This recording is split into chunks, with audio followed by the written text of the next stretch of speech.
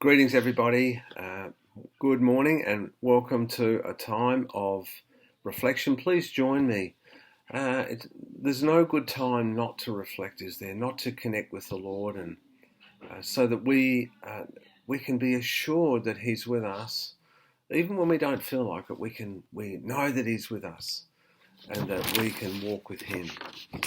Well, let's begin by centering ourselves on the Lord by turning to Psalm 16, which is a song of trust and security in God.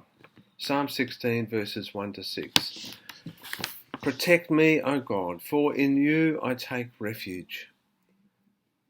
I say to the Lord, you are my Lord, I have no good apart from you. As for the holy ones in the land, they are the noble, in whom is all my delight. Those who choose another God multiply their sorrows. Their drink offerings of blood I will not pour out, or take their names upon my lips. The Lord is my chosen portion and my cup.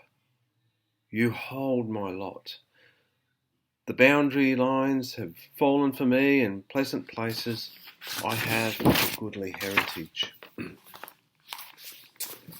So as we center, let's turn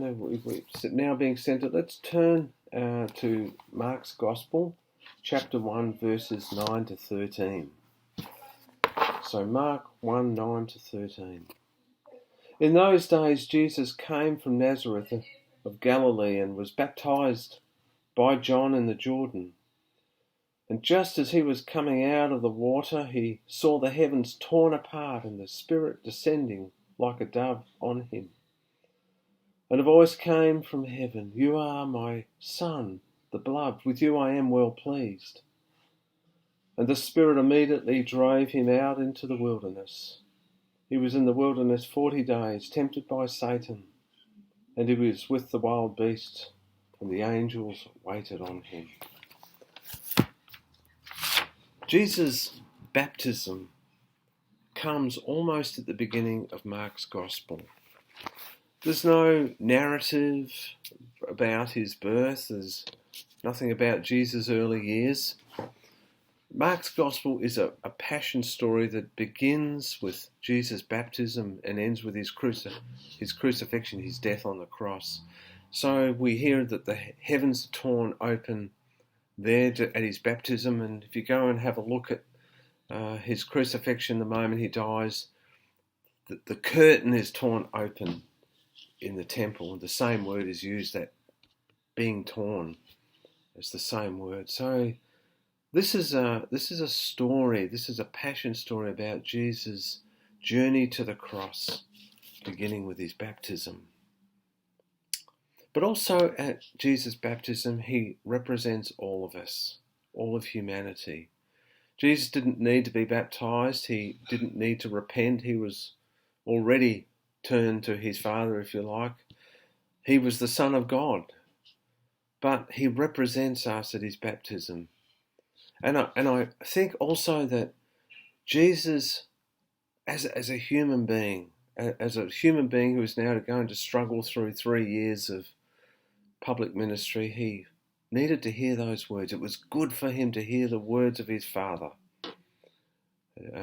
spoken to him just before he is driven, as Mark tells us, driven by the Spirit into the desert. And because he represents us in our journey as Christians, or even as human beings, that journey can be hard and sometimes can be a scary one. Because he represents us, we too need to hear those words, the words of the Father. And maybe that is true especially right now for you, in this time of pandemic and this time of uncertainty, this time of people being unemployed and not knowing what's going to happen. What are we going to do tomorrow? How can we face tomorrow? The words that Jesus' Father spoke were, you are my Son, the beloved. With you I am well pleased. May we hear those words. You are my beloved. With you I am well pleased. And the particular word in there, maybe the particular word in there that we just all need to hear right now is that word beloved. You are my beloved. You are my beloved. May you hear those words, that word, all these words, with all the force and the tenderness and the care that love can hold in every corner of your being. You are the beloved.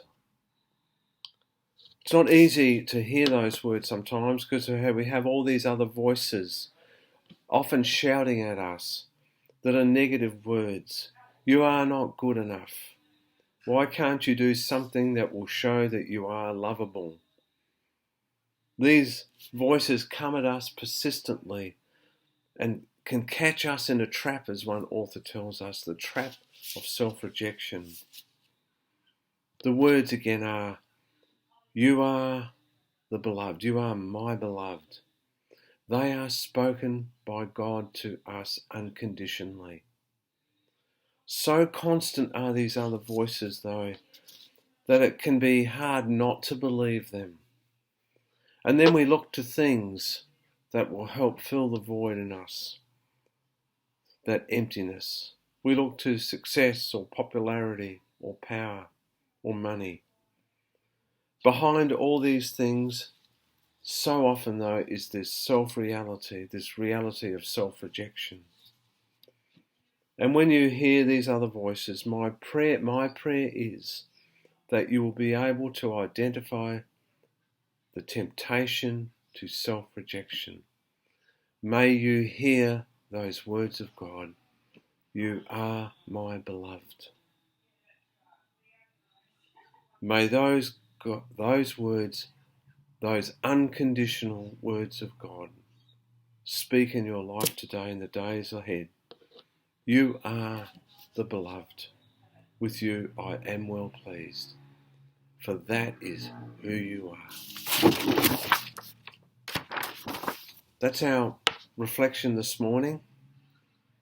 I'll be back on Saturday morning. We've got a couple of days off now. So over the next 2 days, may the truth of those words ring out in your lives, out in your very being. You are the beloved. You are my beloved, spoken by God to you. May you hear those words, and may be the things that carry you through the next 2 days, those words. So we'll see you on Saturday morning.